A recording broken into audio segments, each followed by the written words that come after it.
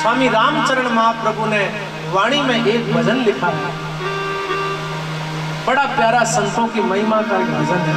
आइए आप सब लोग साथ में गाने का प्रयास करें। ये हमारे आया रे आया आया मारे संत शिरोमणि आया रे आया मारे संत शिरोमणि आया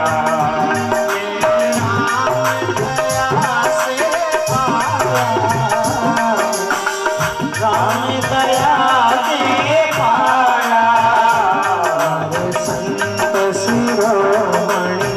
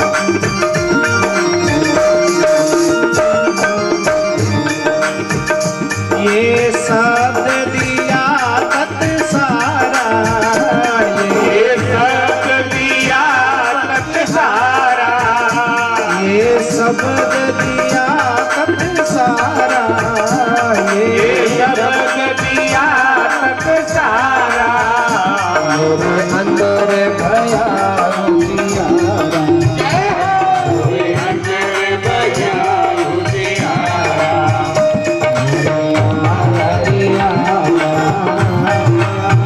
हमारे संत शिरोमणि आया।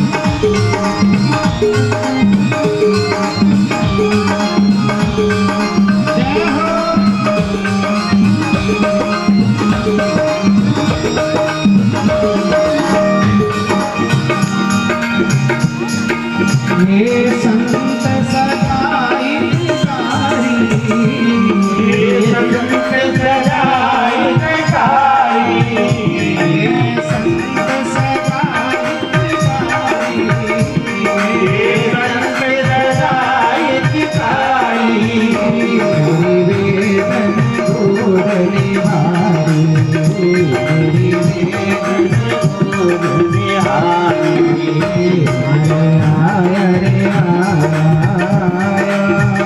हमारे संत शिरोमणि आया, हमारे आया रे आया,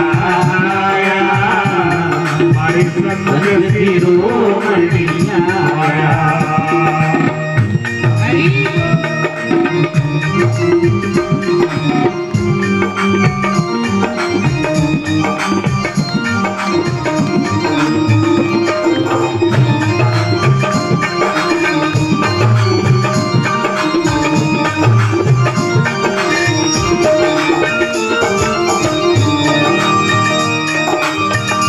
ये साधु सब सुखदाई, ये साधु सब सुखदाई, ये साधु सब सुखदाई, ये साधु सब सुखदाई, जपि राम चरण शरणाई, जपि राम चरण शरणाई। आया रे आया, हमारे संत शिरोमणि आया, आया रे आया, हमारे संत शिरोमणि आया।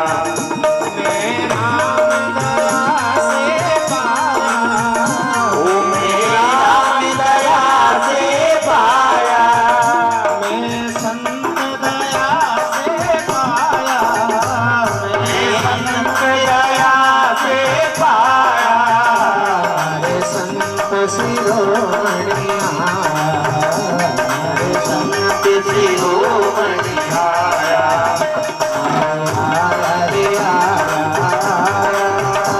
हमारे संत शिरोमणि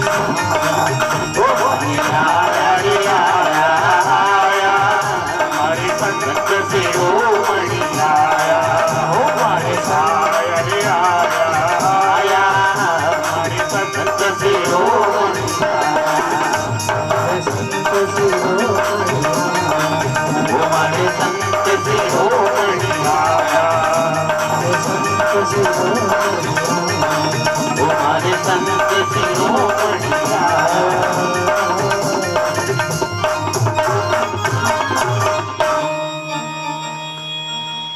तो संत वो है जो भगवत चिंतन और भगवान की साधना करने वाला है, जो मन में जो सोचे वही वाणी से बोले, वाणी से जो बोले वही कर्म में करे।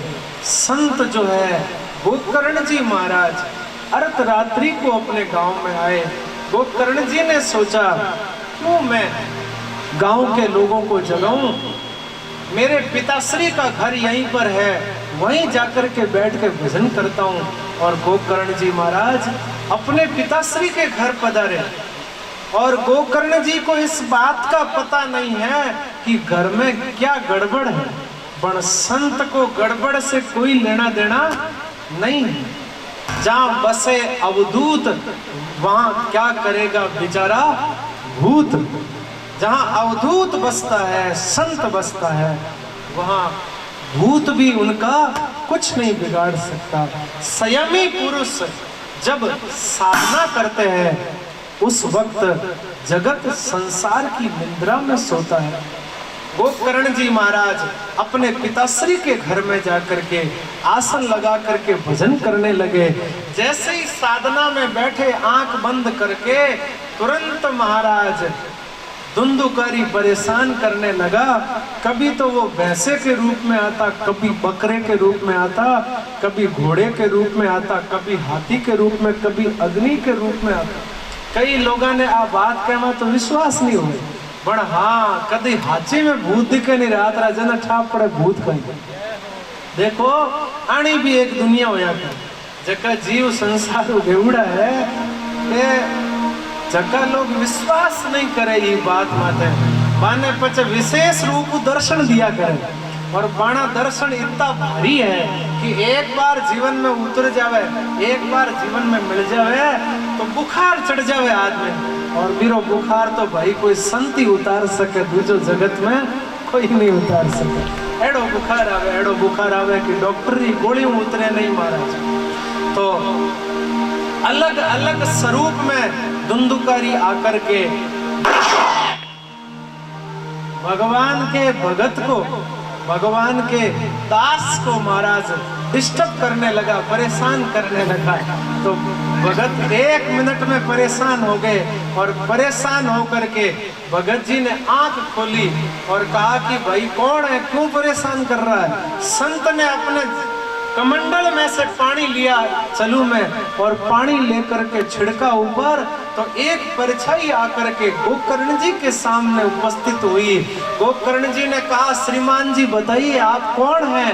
तब कहा कि मैं आपका भाई धुंधुकारी। बोले धुंधुकारी और तुम भूत प्रेत बन करके पड़े हो, भूत बन करके बैठे हो। अरे तुम्हारे मरने का समाचार तो मैंने गया जी में सुना था कि तुमको गणिकाओं ने मार दिया है और तुम्हारे नाम का मैंने पिंडदान भी गया जी में किया है, फिर भी तुम अभी तक भूत प्रेत बन करके पड़े हो। गोकर्ण जी से धुंधुकारी ने कहा अरे मेरा एक पिंड क्या 100 पिंड भी गया जी में मेरे नाम से दान कर दोगे, फिर भी मैं प्रेत शरीर से मुक्त नहीं हो सकता, फिर भी मेरी मुक्ति नहीं हो सकती। गोकर्ण जी ने कहा मैंने तो सुना है कि वहां पर जिसका पिंडदान होता है वो मुक्त हो जाता है। तुम भले आदमी अभी तक भूत प्रेत बन करके पड़े हो, अब मैं तुम्हारी मुक्ति का उपाय करूंगा, तुम चिंता मत करो। गोकर्ण जी ने कहा तुम्हारे जैसा भाई के होते हुए मैं अधोगति में पड़ा हूँ, मैं भूत प्रेत बन करके पड़ा हूँ, तुम मुझे मुक्त करो। गोकर्ण जी ने कहा तुम चिंता मत करो, मैं तुम्हारी मुक्ति का जरूर कोई न कोई उपाय करूंगा, अभी तू जा और मेरे को भजन करने दे। और इस प्रकार गोकर्ण जी महाराज अपने भाई को बात करके विदा करते। सुबह प्रातः काल होते ही गांव के लोगों को पता चला गोकर्ण जी महाराज आए हैं, तो गांव के लोग सब स्वागत में दौड़े। पर गोकर्ण जी महाराज तो इतने चिंतित थे अपनी भाई की मुक्ति को लेकर के कि सीधा भुवन भास्कर सूर्य भगवान की स्तुति की। भगवान सूर्य प्रकट हुए और कहा गोकर्ण जी से कहिए भगवान आज इतने आप चिंतित क्यों हैं। बोले भगवान एक बात बताइए महाप्रेत की मुक्ति का उपाय क्या है। तब सूर्य भगवान ने भुवन भास्कर ने कहा महाप्रेत की मुक्ति का एक ही उपाय है, श्रीमद् भागवतान मुक्ति ही सप्ताह वाचनम गुरु। अरे कोई जो श्रीमद् भागवत की कथा कोई महाप्रेत के नाम से करवाएगा तो उस महाप्रेत की मुक्ति हो जाएगी। फिर तो गोकर्ण जी महाराज ने ये बात सुनी तो सुंदर मंच बना, सुंदर पंडाल बना, श्रीमद् भागवत जी को स्थापित किया, तुलसी देवी की स्थापना की। समस्त गांव के लोगों ने बात सुनी तो सबको बड़ी प्रसन्नता हुई कि अपने गांव में भागवत होनी।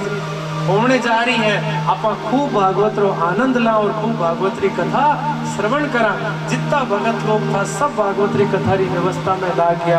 अरे भागवत कोई सामान्य ग्रंथ नहीं है, भागवत साक्षात यज्ञ है। और आपके गांव में यदि यज्ञ हो रहा है तो हमें तन से, मन से, धन से, हर प्रकार से अपना सहयोग श्रीमद् भागवत के अंदर सम्मिलित करना चाहिए और देना चाहिए।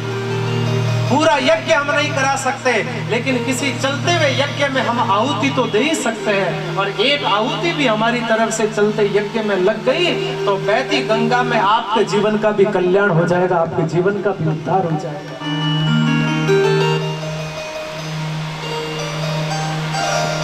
एक आसन सामने बिछा दिया। गोकर्ण जी महाराज खुद व्यासपीठ पर आसीन हुए कथा सुनाने के लिए। अपने भाई धुंधुकारी से कहा, अरे भाई तू जहाँ कहीं पर भी है आकर के इस आसन पर बैठ, मैं तेरी मुक्ति के लिए ही भागवत की कथा कह रहा हूँ। परंतु प्रेत जो है वो तो आसन पर बैठ नहीं सकता खुले में, क्योंकि प्रेत तो हवा रूप होता है, यदि बैठेगा तो हवा उड़ा करके ले जाएगी। तो जो मंच बना हुआ था व्यासपीठ का, उसकी दाहिनी तरफ एक बांस का बगीचा था, उसमें एक थोथा बांस पड़ा था सप्त ग्रंथि वाला। उस सप्त ग्रंथि वाले बांस में जाकर के धुंधुकारी बैठ गया। पहले दिन की भागवत संपन्न हुई, पहली ग्रंथि बांस की फट गई। दूसरे दिन की भागवत पूरी हुई, दूसरी ग्रंथि फट गई। ऐसे करते करते 7 दिन की सप्ताह पूरी हुई, बांस की 7 ग्रंथियां फट गई। उसमें बैठा प्रेत रूप में धुंधुकारी देव रूप में प्रकट होकर के श्रीमद् भागवत जी के सामने उपस्थित हो गया। देवता लोग आकाश मार्ग में पुष्पवृष्टि की जय घोष किया। बोलिए भागवत भगवान की जय, गोकर्ण जी महाराज की जय। अपार आनंद हुआ। गोकर्ण जी महाराज को मन प्रफुल्लित हो गया, आनंदित हो गया और मन रूपी मयूर नाचने लगा। भगवान के धाम से दिव्य विमान आया, परमात्मा के पार्षद गोकर्ण जी महाराज की कृपा से, भागवत जी की कृपा से धुंधुकारी को विमान में बैठा करके ले जाने लगे। उसी वक्त महाराज गोकर्ण जी ने कहा, अरे ये क्या हो रहा है? भगवान के पार्षदों ने कहा, धुंधुकारी ने भागवत सुनी है, इसलिए हम भगवान के धाम से इसके लिए विमान लेकर के आए हैं और परमात्मा के धाम में इसको लेकर के जा रहे हैं। गोकर्ण जी ने कहा, भागवत से यदि विमान प्राप्त होता हो तो ये सब लोग भागवत सुन रहे हैं, फिर इनके लिए कौन विमान लेकर के आएगा? तब भगवान के पार्षदों ने कहा, कथा के श्रवण में भेद होता है तो कथा के फल में भी भेद हो जाता है।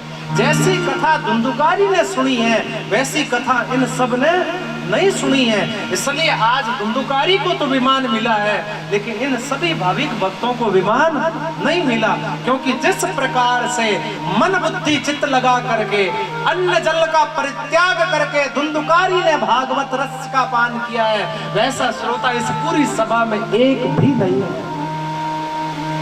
और इस प्रकार से यदि कोई कथा सुने तो उनके लिए भी विमान की प्राप्ति हो सकती है। और फिर महाराज देखो, श्रोता बनकर के कथा सुनोगे तो कथा से जरूर लाभ होगा, श्रोता बनकर के कथा सुनोगे तो लाभ नहीं होगा, सरोता बनकर के सुनोगे तो लाभ नहीं होगा। सरोता होता है सोपारी काटने वाला, कई कथा में श्रोता होते हैं सरोता की तरह। सरोता क्या करता है? सुपारी काटने का काम करता है। कई श्रोता भी इस प्रकार के भी होते हैं, कथा में बैठ जाएंगे, कथा तो सुनेंगे नहीं, 10 गलती महाराज में निकालेंगे, 10 गलती पंडाल में निकालेंगे, कथा कराने वाले में 10 गलतियां निकालेंगे, चूक निकालेंगे, उनके 3-4 घंटे इसी बात में पूरे होते हैं। कई श्रोता होते हैं जो सोता कथा में आकर के सो जाते हैं, घर में सोन देवे नहीं टापा, तो कथा में आएंगे और कथा में कोई बड़ी का सहारा लेंगे और सारा लेकर के आराम से 3 घंटे की समाधि लगाएंगे। और कई माताओं के पास तो घूंघट की व्यवस्था, आराम से घूंघट लगाते हैं और 3 घंटे की समाधि लेते हैं। अब ना पड़ोसी को पता चले ना महाराज जी को मालूम पड़े। सोता सरोता, लेकिन भगवान मिलते हैं श्रोता को, जो सार तत्व कथा का ग्रहण करे, इधर उधर की बातों पर ध्यान न दे, फालतू पंचायती में ध्यान न दे, कौन उठ रहा है, कौन बैठ रहा है, कौन आ रहा है, कौन जा रहा है, कौन ठंडा पिला रहा है, कौन गर्म पिला रहा है, कौन भेदभाव कर रहा है, कौन किसको 2 गिलास दे रहा है, इस बात पर ध्यान न दे। ये सब तो हमें संसार में देखने को मिलता है। हम यहाँ सिर्फ एक यज्ञ को, अनुष्ठान को पूरा करने के लिए। कई लोग होते हो कि देखो छुट्टियां रो टाइम चले, छुट्टियां रो टाइम चले और छुट्टी रे टाइम में एड़ी बढ़िया कथा राखी अपने गांव में, चलो हालो छुट्टी भी मनी जी और कथा भी सुनी जी। लेकिन छुट्टियां मनावने रो उद्देश्य नहीं होना चाहिए। छुट्टियां मनावने रे पीछे कथा रो श्रवण करने रो उद्देश्य होना चाहिए। आपा एक यज्ञ को संपूर्ण करने के लिए आए। कोई तीर्थ में जाता है तो हमारा उद्देश्य होता है ज्यादा से ज्यादा समय तीर्थ को दे, ज्यादा से ज्यादा समय यज्ञ को दे। यहाँ पर भी यही भाव रखे, जितना हो सके बीच में उठने का प्रयास न करे, इधर उधर की बात पर ध्यान देने का प्रयास न करे। कथा की एक भी बात निकलती है माथे के ऊपर से तो करोड़ों रुपए का नुकसान होता है। इसलिए भैया कथा की बात निकले नहीं जीवन से, एकदम दोनों कान कथा से चिपके हुए होने चाहिए। जो कोई पड़ोसी री निंदा करे आपरा कान की कर चिपक जावे एकदम। कोई भी हटाने रो प्रयास करे बन बे कान हटे ही नहीं। क्यों? निंदा रस में हमको बड़ा आनंद आता है, बड़ा आनंद आता है महाराज। जो कोई किन्ने गुलाब जामुन खाना दे दे तो उसको कितना आनंद आता, वैसे ही निंदा रस में रस मिलता है व्यक्ति को और सुनता ही जाता है, कान हटाने का नाम नहीं लेता है। बस वही स्थिति हमारी कथा में होनी चाहिए। यहाँ एकदम कान भगवान की कथा से जुड़ जाए कि कोई भी आवाज लगाए, चाहे कोई कुछ भी करे, पर अपने कथा का ऊपर ही ध्यान रखे। एक श्रोता होता है गाय की तरह, एक श्रोता होता है बकरी की तरह और एक श्रोता होता है भैंस की तरह। अब देख लेना आप कौन से श्रोता हो। अब पहले अपन बकरी की बात करते हैं। अपने गांव में बकरी भी है, अपने गांव में भैंस भी है और अपने गांव में गाय भी है। तो पहला श्रोता होता है बकरी की तरह। बकरी क्या करती है? आपने कभी बकरी को सरोवर के किनारे पानी पीते हुए देखा होगा। वो सरोवर के किनारे जाती है, दोनों अगले पांव को घुटनों के बल पर मोड़ देती है और घुटनों के बल पर बैठ करके किनारे किनारे पर जो साफ साफ पानी होता है वो पानी पीती है और अपने गंतव्य को, अपने घर को चली जाती है। दूसरा श्रोता होता है गाय की तरह। गाय किनारे पर पानी नहीं पीती है, गाय घुटने तक पानी के भीतर जाती है और फिर आराम से जो साफ साफ पानी होता है वो पीती है और वहां से निकल जाती है। तीसरा श्रोता होता है भैंस की तरह। भैंस पानी में घुटने तक नहीं जाती है, किनारे पर नहीं जाती है, पूरी की पूरी पानी में जाती है। पानी पीती है पहले फुल और फिर आराम से पानी के भीतर बैठ जाती है। बस अपने भी भैंस रे जो बनना, अपने खूब कथा श्रवण करनी और भैंस की तरह कथा के अंदर ही बैठ जाना, उठने का मन नहीं करे। बस उठने का कभी जीवन में ख्याल नहीं आए और बस कथा का ही रस पान करते रहे, कथा का आनंद लेते रहे। मुक्ति कोई मरने के बाद में नहीं होती है, मुक्ति जिंदे जी होती है। जिंदे जी जिसे आत्मबोध हो जाए, कथा का ज्ञान हो जाए, भगवत रस का ज्ञान हो जाए, भगवत चर्चा का ज्ञान हो जाए, उसे जीवित अवस्था में मुक्ति प्राप्त हो जाती है। मरने के बाद तो सिर्फ शरीर बदलता है, जीवन नहीं बदलता है। जीवन को बदलना है तो इसी जन्म में आपको बदलना पड़ेगा, इसी शरीर में बदलना पड़ेगा। लोग कहते हैं मरने के बाद कोई नरक में गया, कोई स्वर्ग में गया। ना तो कोई नरक में जाता है, ना कोई स्वर्ग में जाता है। नरक भी यही है, स्वर्ग भी यही है। आप कोई अच्छा काम कर रहे हैं तो आप स्वर्ग में जी रहे, आप कोई बुरा काम कर रहे हैं तो आप नरक में जी रहे। नरक इसी जीवन में, स्वर्ग भी इसी जीवन में। नरक भी आपकी मुट्ठी में, स्वर्ग भी आपकी मुट्ठी में है। पुनः जन्म प्राप्त करने की स्थिति भी आपके पास है और इस जन्म में मुक्त होने की स्थिति भी आपके पास में। आप चाहो तो इसी जन्म में आत्मबोध प्राप्त करके, आत्मज्ञान प्राप्त करके मुक्त हो सकते हैं और आप नहीं चाहो तो इसी जन्म में संसार के कार्य में फंस करके पुनः जन्म भी प्राप्त कर सकते हैं। दोनों स्थिति आपके हाथ में। आत्मबोध जिसे जीवित अवस्था में हुआ वो जीवित अवस्था में मुक्त है। श्री नारद जी महाराज कहते हैं भगवान गोकर्ण जी महाराज ने कथा सुनाई और धुंधुकारी को मुक्त किया और फिर तो वापस कथा हुई। गोकर्ण जी ने फिर कथा की और जितने भगवत भक्त थे कथा में उन सब ने भाव से कथा सुनी और उन सबको भगवान के धाम की प्राप्ति हुई। फिर नारद जी महाराज ने कथा का नियम पूछा कि भागवत कथा श्रवण करने का और कथा कराने का नियम क्या है। तब सनत कुमार कहते हैं, जब भी कथा करवानी हो तो किसी विद्वान ब्राह्मण से पहले कथा का मुहूर्त पूछना चाहिए कि कौन से महीने में भागवत करवाए और कौन सी तिथि से कथा करवानी चाहिए। भागवत करवाने के लिए भाद्रपद, सावन, आश्विन, कार्तिक और कई महीने महाराज फाल्गुन, वैशाख, जेठ का महीना अति उत्तम सर्वश्रेष्ठ। वैशाख जेठ में भागवत करवाना अति पुण्य का काम है। ऐसे श्री ठाकुर जी का चिंतन 12 ही महीने में कभी भी आप करवा सकते हैं। भागवत जी का स्थान एकदम शांतिपद जगह पर होना चाहिए। भागवत जी में तुलसी जी की स्थापना करनी चाहिए, सुंदर वेदियों की स्थापना होनी चाहिए। सर्वत तो भद्र वेयी, नवग्रह वेदी, रुद्र कलश, विष्णु कलश और पितृ कलश की स्थापना श्रीमद् भागवत में होनी चाहिए। समस्त देवताओं का आह्वान श्रीमद् भागवत में होना चाहिए। पूजन विधि को व्यास जी बड़े सम्मान और आदर के साथ संपन्न करवाए। भागवत का वक्ता विद्वान और ब्राह्मण होना चाहिए, ऐसा श्रीमद् भागवत में लिखा है। भागवत के 12 अक्षर मूल पाठ, 12 मंत्र का जाप, गीता का पाठ, विष्णु सहस्त्र नाम का पाठ, गायत्री मंत्र और ओम गण गणपते मंत्र का जाप करने के लिए 5 विद्वान ब्राह्मणों का भागवत में वर्ण होना चाहिए। लेकिन कथा में बैठे हुए श्रोताओं को नींद न आए, उसके लिए वक्ता की सहायता के लिए 5 ब्राह्मण हरिनाम संकीर्तन करने के लिए भागवत में और उनका वर्ण होना चाहिए। भागवत के श्लोकों को श्री मधुर आवाज और मधुर शुद्धिकरण के साथ में गाना चाहिए। भागवत का वक्ता विद्वान ब्राह्मण होना चाहिए, वेदांत का ज्ञाता होना चाहिए, आचरणशील होना चाहिए, संध्या वंदन करने वाला होना चाहिए, गायत्री मंत्र का जाप करने वाला होना चाहिए। भागवत की कथा में बीच में पान सुपारी नहीं खानी चाहिए और व्यास मंच पर बैठ करके वक्ता को इधर उधर के फालतू प्रसंग कह करके कथा का अपमान नहीं करना चाहिए। कोई दृष्टांत भी कहे तो शास्त्र संबंध कहे, दूसरे कोई दृष्टांत इधर उधर की फालतू बात कह करके कथा को न काटना चाहिए और ना कथा के बीच में व्यवधान लाना चाहिए। कथा के अंदर जितने भी उत्सव आते हैं, चाहे राम जन्मोत्सव हो, चाहे कृष्ण जन्मोत्सव, चाहे वामन जन्मोत्सव है, चाहे नरसिंह जन्मोत्सव है, सारे जितने भगवान के जन्मोत्सव है उन सबको धूमधाम से उत्साह के साथ में मनाना चाहिए। ये ज्ञान यज्ञ है। भागवत की कथा श्रोताओं को एक पालती मार करके बैठ करके सुननी चाहिए।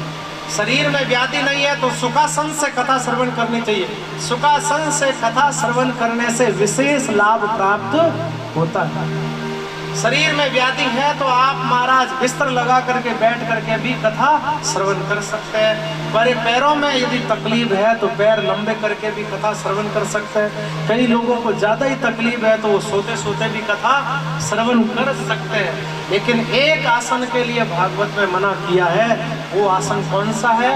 कई बार क्या होता है, कथा में ज्यादा देर हो जाती है, 3-4 घंटे हो जाते हैं तो कई लोगों के घुटने दुखने लग जाते हैं। पालती मार के बैठते हैं तो पग दुखने लग जाते हैं। तो पग दुखते हैं तो वो क्या करते हैं पता है? पग फैला तो सकते नहीं क्योंकि आसपास में भीड़ बहुत ज्यादा होती है। आगे किसी के चरण लग जाए, पीछे किसी के चरण लग जाए, पैर लग जाए तो पैर फैलाते तो है नहीं, करते क्या है पता आपको? आपको नहीं मालूम होगा लेकिन मैं बताता हूँ आपको। मैं तो नहीं करता लेकिन आप करते हो।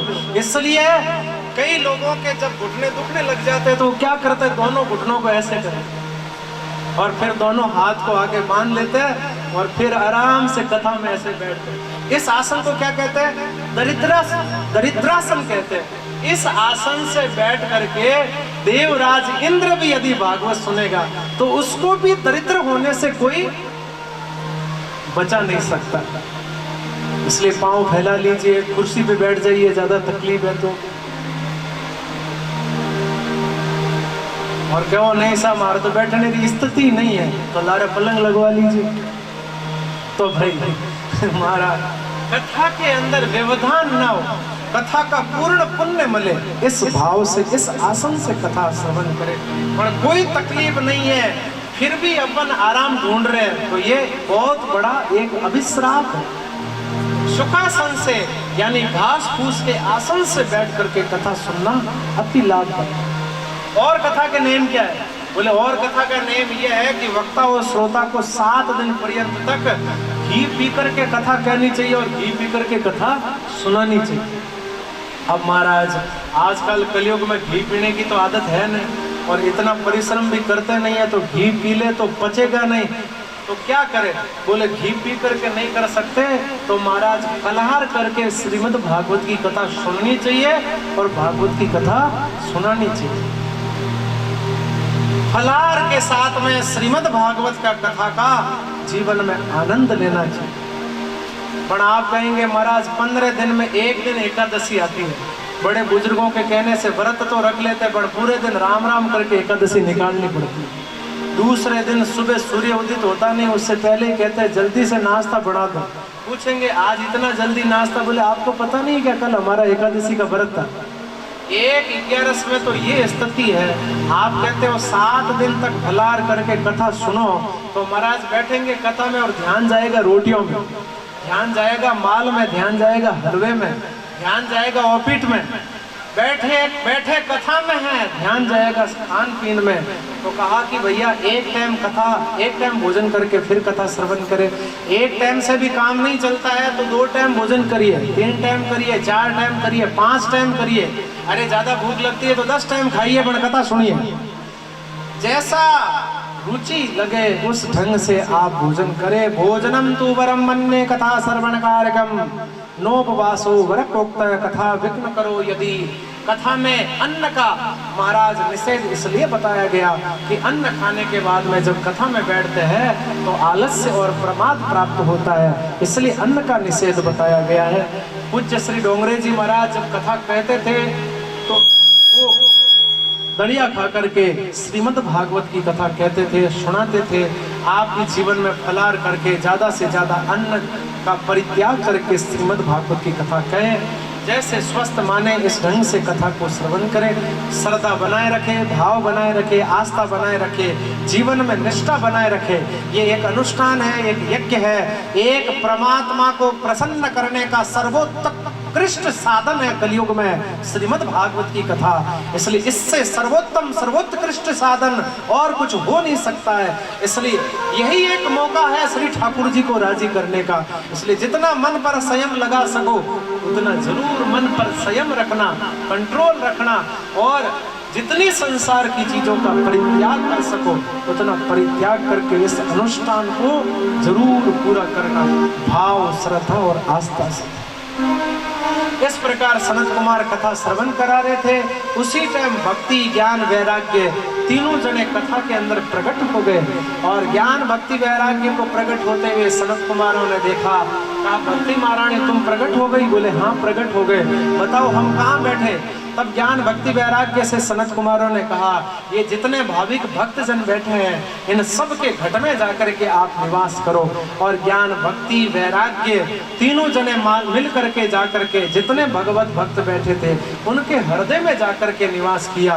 भक्तों के हृदय में भक्ति ने प्रवेश किया, भक्तों के नाचने का मन हुआ और जितने भक्त कथा में बैठे थे वो सब अपने अपने आसन से खड़े होकर के नृत्य करने लगे। प्रहलाद जी ताली बजाने लगे, उद्धव जी कांसा बजाने लगे, देवराज इंद्र मृदंग बजाने लगे, सनत कुमार जय जयकार की ध्वनि करने लगे। जितने भी संत थे वो सब नृत्य करने लगे। भोले बाबा से रहा नहीं गया, पार्वती के साथ में नृत्य करने के लिए वहां पर प्रकट हो गए। व्यास नंदन आदरणीय श्री सुखदेव जी महाराज बीच बीच में व्याख्या करते हैं। इतनी सुंदर व्याख्या की, भगवान से रहा नहीं गया। आदि नारायण भगवान हरि नाम संकीर्तन में प्रकट हो गए। देवता लोग आकाश मार्ग में आए, पुष्प की जय घोष किया। बोलिए नारायण भगवान की जय, भागवत भगवान की जय, महाराज की जय। अद्भुत श्री ठाकुर जी का प्राकट्य हुआ। कथा के बीच में हरिनाम संकीर्तन में भगवान प्रसन्न होकर के कहते हैं मांगो सनत कुमारों क्या चाहिए? बोले और कुछ नहीं चाहिए, जब जब आपके नाम का संकीर्तन करे, जब जब आपके नाम का हरिनाम रस में गोता लगाए तब तब आपका दर्शन कर ले। श्री ठाकुर जी ने कहा आज के बाद में भाव से कोई हरिनाम संकीर्तन करेगा वो मेरा दर्शन जरूर प्राप्त करेगा। आइए अपन सब मातम्य को संपन्न करे। यही कथा सनत कुमारों ने श्री नारद जी को सुनाई, यही कथा श्री नारद जी को सनत कुमारों ने सुनाई, यही गोकर्ण जी ने धंधुकारी को सुनाई, यही श्री सूत जी ने सौनक ऋषियों को सुनाई और इसी कथा को श्री सुखदेव जी ने राजा परीक्षित को सुनाया। आइए भाव से प्रथम स्कंद में प्रवेश करें, लेकिन उससे ठीक पहले 2 मिनट हरि नाम संकीर्तन करें। नारायण नारायण भज मन नारायण,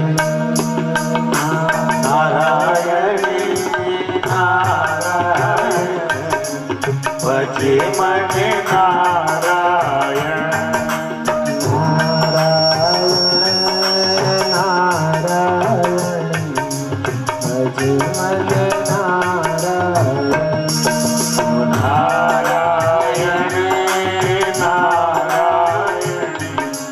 भज मन नारायण, श्री हरि माधव नारायण भज मन नारायण, श्री हरि माधव नारायण भज मन नारायण,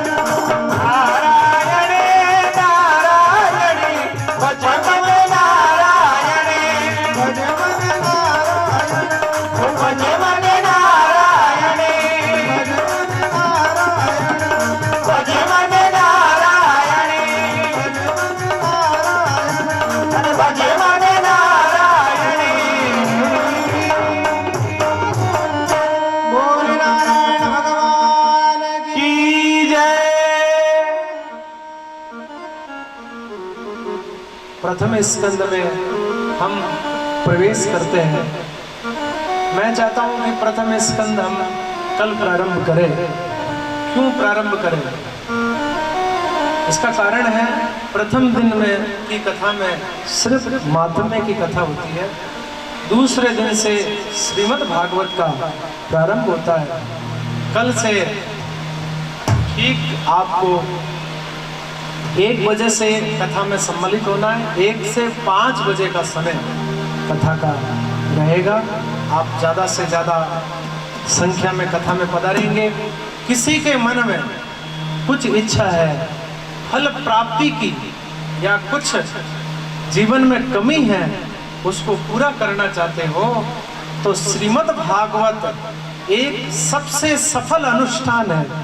इसमें आपकी मनोकामना पूर्ण हो सकती है, लेकिन उसके लिए आपको परिश्रम और प्रयास करना पड़ेगा। क्या प्रयास करना पड़ेगा? यदि आपकी कुछ मनोकामनाएं हैं तो बाजार जाना, एक नारियल लेकर के आना, चोटी वाला नारियल भी बोलता हुआ होना चाहिए। पानी वाला नारियल नहीं, गोटे वाला नारियल, अंदर गोटा बसता हुआ सुनाई देना चाहिए। उसके ऊपर मोली लपेटना, उसके ऊपर अपने नाम की चिट्ठी लगाना, और कल कथा में बैठने से पहले श्रीमद् भागवत जी के पाठ के नीचे वो नारियल रखना, और फिर अगले 6 दिन तक लगातार आपको एक ही आसन से कथा श्रद्धा और भाव से श्रवण करनी है। और फिर वो नारियल आप घर ले जा करके अपने पूजा आलय में रख करके उसका पूजन करना। आपके जीवन की कामनाएं श्रीमद् भागवत अवश्य पूर्ण करेगा, ऐसी मेरी आप सबके प्रति और श्रीमद् भागवत जी के प्रति विशेष श्रद्धा और भाव।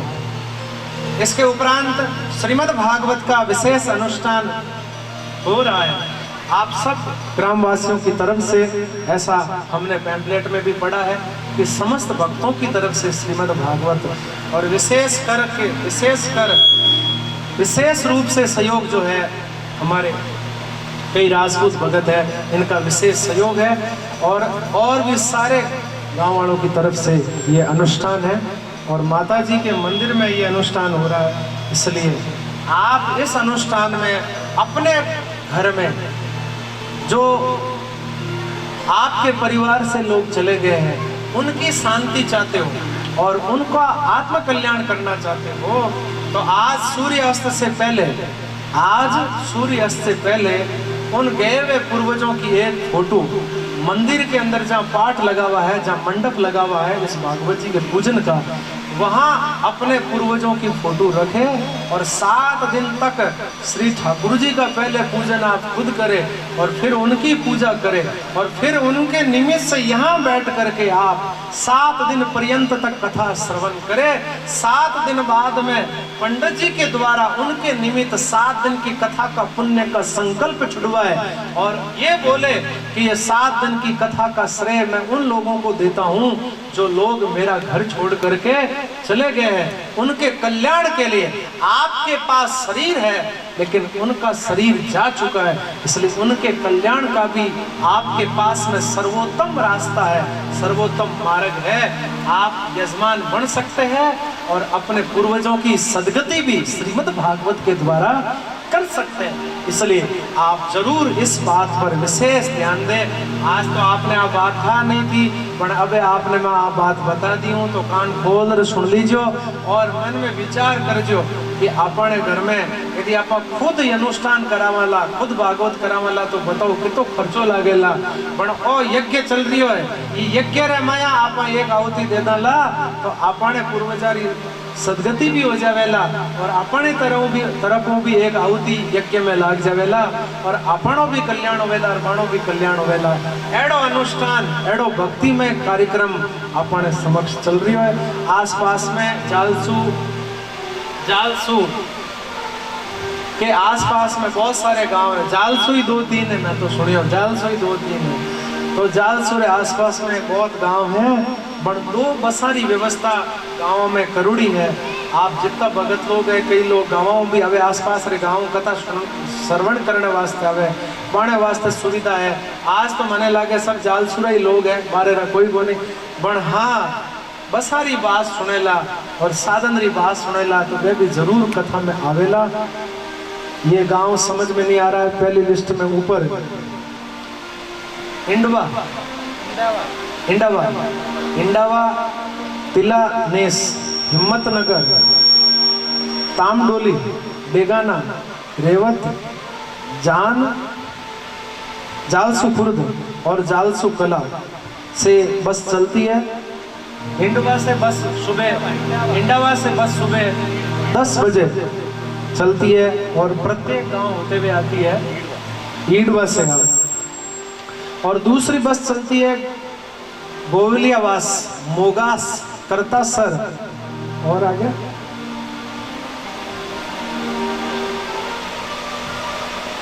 खिंदास रेवंदास खिंदास आंतरोली कला जालसू नानक और जालसू कला, वो भी सुबह 10 बजे गोवलियावास से बस चलती है। केवलियावास वहां से बस चलती है और सब गांव होते हुए आपके कथा स्थल तक आती है। 10 बजे ये बसें वहां से रवाना होती है। आप सबको ध्यान में रहे और आप एक बार फिर ये लिस्ट सुना देना माइक में, शायद मेरे से त्रुटि भी रह सकती है। तो आप सब भाविक भक्तों से विशेष प्रार्थनाएं, खूब आप प्रचार करें, खूब ज्यादा से ज्यादा कथा में पधारे। 1 बजे से लेकर के 5 गोविंद हरे मुरारे हे नाथ नारायण वासुदेव। श्री कृष्ण गोविंद हरे मुरारे हे नाथ नारायण वासुदेवा। श्री कृष्ण गोविंद हरे मुरारे हे नाथ नारायण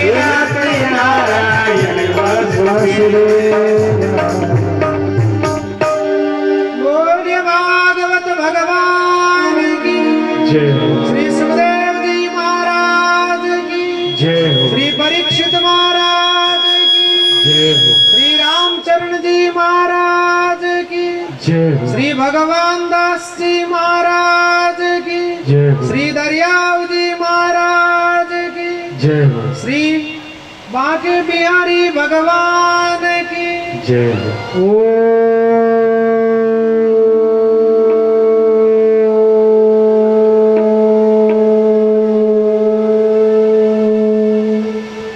नमः पार्वती पते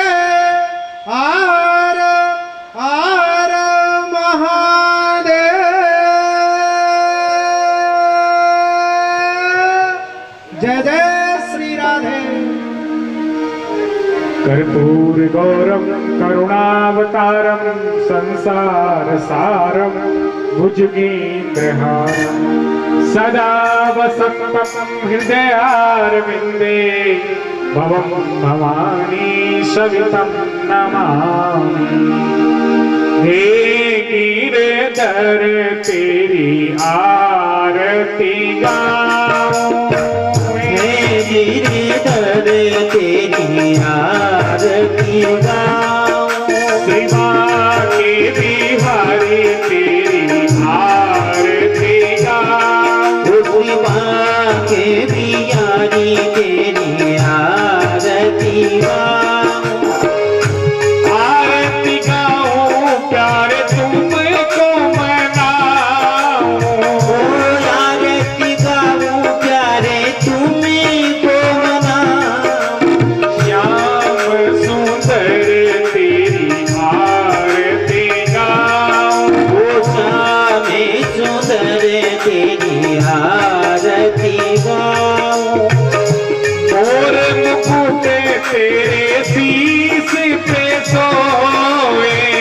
और मुकुट तेरे शीश पे सोवे, प्यारी बंसी मेरो मन मोए, प्यारी बंसी मेरो मन मोहे, एक छवि में भले भले जाऊं, ओ देख छवि में बलि बलि गाऊं, श्री बांके बिहारी जी की आरती गाऊं, उसमें भाके बिहारी तेरी आरती गाऊं, चरणों से निकली है गंगा प्यारी, ओ चरणों से निकली ये गंगा प्यारी, जिसने सारी दुनिया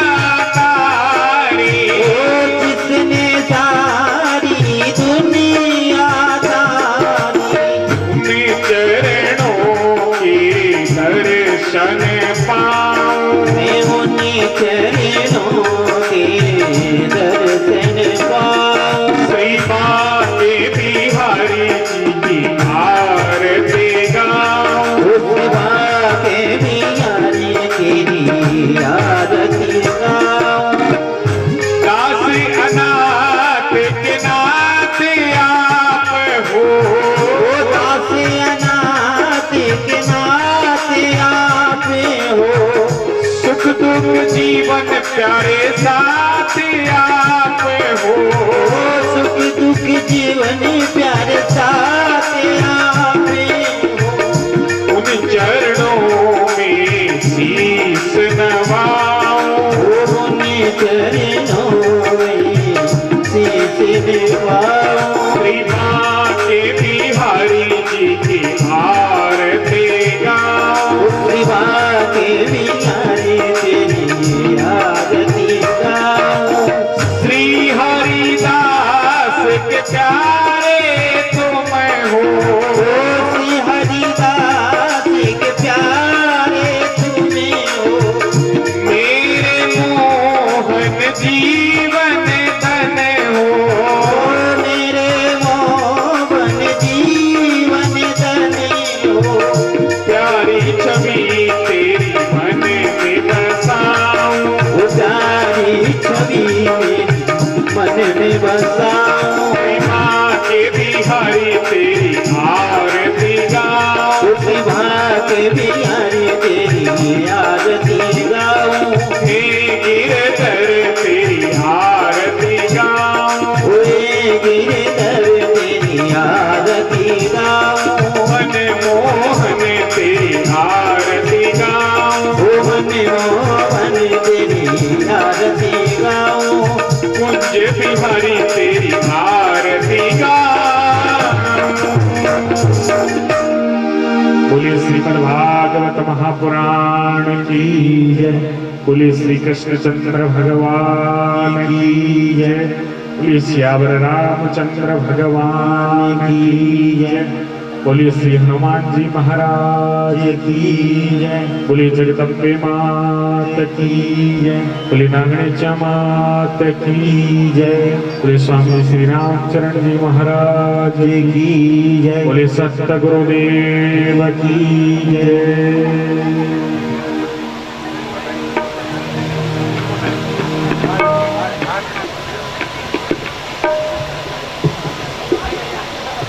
सुबह पूजन का टाइम 8 बजे रहेगा। 8 बजे से लेकर के 10-11 बजे तक पूजन चलता है। आप जिस किसी को भी भाग लेना है तो आप पूजन में अवश्य भाग ले सकते हैं। पैसा से संपर्क कर सकते हैं, संजय पैसा से, गिरिवर सिंह जी से संपर्क कर सकते हैं आप, और अपना नंबर ले सकते हैं पूजा में। और भी अपने पितरों के निमित्त पूजन करना है और उनका स्वरूप यदि पूजा में रखना है तो वो भी आप अभी से निश्चित करें और आप भी उनके निमित्त श्रीमद् भागवत का अनुष्ठान में बैठ करके श्रीमद् भागवत की कथा श्रवण करने का प्रयास करें। ऐसा मेरा आप सबसे अनुरोध है, प्रार्थना है। ओम जो शांतिरंतरिक्षे गुं शांति पृथ्वी शांतिराप शांतिरोगदयः शांति वनस्पतय शांतिर्विश्वे देवाः शांति ब्रह्म शांति सर्वगुं शांति शांतिरेव शांति सामा शांतिरेधिः।